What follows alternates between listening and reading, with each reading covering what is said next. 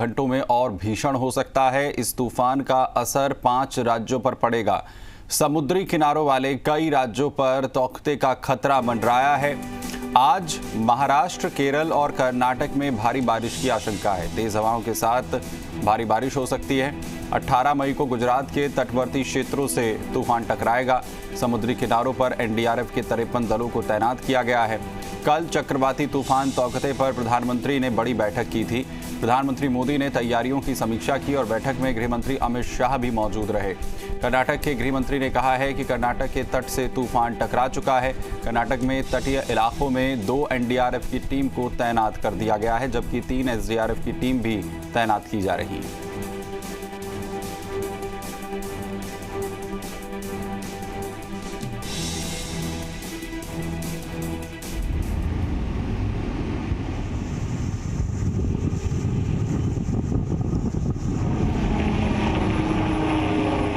Helicopter से निगरानी, police की जीप से निगरानी। आखिर ये किस चीज की निगरानी हो रही है? आपको बता दें कि जमीन से आसमान तक समंदर की हलचल पर निगाह रखी जा रही है। केरल और कर्नाटक में जिस ताउते तूफान ने तबाही मचानी शुरू की है, उसकी वजह से मुंबई के बीच पर भी डर और आशंका के बादल घिरने लगे हैं। मुंबई के जुहू बीच पर सन्नाटा पसरा है और लाइफ गार्ड के जवान लोगों को समंदर से दूर रखने के लिए डटे हुए हैं। दक्षिण से आगे बढ़ रहे ताउते तूफान की मुंबई में एंट्री से पहले नुकसान कम करने की तैयारियां की जा रही हैं। जो बढ़ता हुआ खतरा है साइक्लोन का, उसको देखते हुए ये पूरा इलाका इस वक्त आप देख सकते हैं खाली करवा लिया गया है। रेड फ्लैग, लाल रंग के जो झंडे हैं उनको यहाँ पर लहरा दिया गया है। जो पुलिस की टीम है वो लगातार इस पूरे इलाके की इस तरह से चौकसी कर रही है। पूरा जो कोस्टल इलाका है वहाँ जाकर इस तरीके से इस बात को इंश्योर कर रही है कि कोई भी आदमी इस वक्त कोस्टल बेल्ट पे ना हो।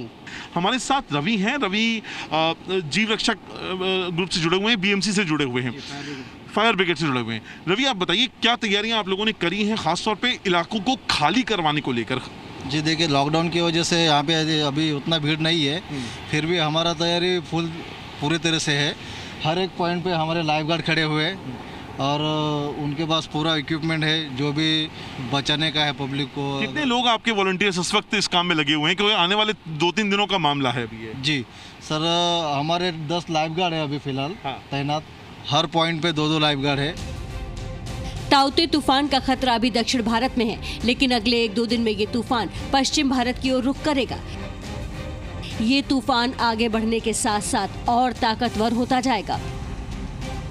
ताउते तूफान की शुरुआत में हवा की रफ्तार 45 से 55 किलोमीटर प्रति घंटे थी, जो बढ़ते बढ़ते 75 से 85 किलोमीटर प्रति घंटे तक पहुंच चुकी है।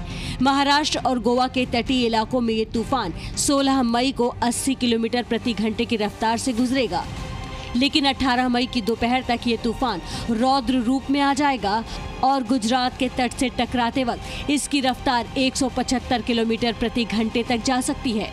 यानी अभी तक जो हालात दक्षिण भारत में दिख रहे हैं वो पश्चिम भारत में और बिगड़ सकते हैं। इसी की आशंका को देखते हुए एनडीआरएफ की टीमें अलग अलग राज्यों से तूफान प्रभावित इलाकों में पहुंचनी शुरू हो गई हैं। एनडीआरएफ की रेस्क्यू टीम उन राज्यों में भी भेजी जा रही है जहां तूफान आने की आशंका है। एनडीआरएफ ने कुल 100 टीमें तैयार की हैं, जिसमें से 42 टीमों को तैनात किया गया है और 26 एनडीआरएफ की टीमें स्टैंड बाय मोड पर हैं। अभी जहाँ तक आप साइक्लोन तौते की बात सुन रहे हैं, तो साइक्लोन तौते के लिए एनडीआरएफ की तरफ से पूरी तैयारी है। हमारी 3 टीमें मुंबई में तैनात हैं और बाकी 14 टीमें हमारे पास पुणे हेडक्वार्टर में तैनात हैं, जो कि बहुत ही शॉर्ट नोटिस पर प्रशासन के आदेश पर कहीं पर भी तैनात की जा सकती हैं। एनडीआरएफ के साथ साथ वायुसेना को भी अलर्ट कर दिया गया है। दिल्ली में भारतीय वायुसेना के 16 ट्रांसपोर्ट एयरक्राफ्ट और 18 हेलीकॉप्टर को स्टैंड बाय मोड पर रखा है, ताकि किसी भी आपात परिस्थिति में रेस्क्यू ऑपरेशन में एयरफोर्स की मदद ली जा सके। मुंबई से